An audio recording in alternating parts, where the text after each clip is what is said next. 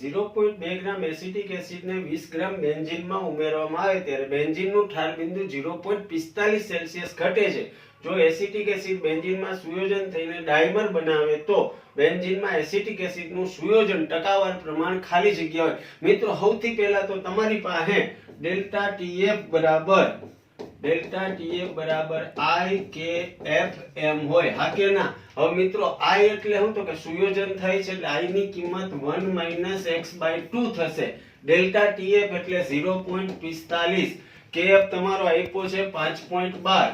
Molarity બરાબર વિચારમાં જાવ તો 1000 ગુણ્યા દ્રાવ્યનું વજન 1000 ગુણ્યા 0.2 છેદમાં દ્રાવ્યનો અનુભાર 60 અને દ્રાવકનું વજન 20. જો આનું સાદુરૂપ આપો તો x બરાબર 0.94 આવે એટલે 94% સુયોજન થયું હશે. મિત્રો લાંબા વિડીયોમાં સરસ સમજાવેલ છે રાજાણી સરે.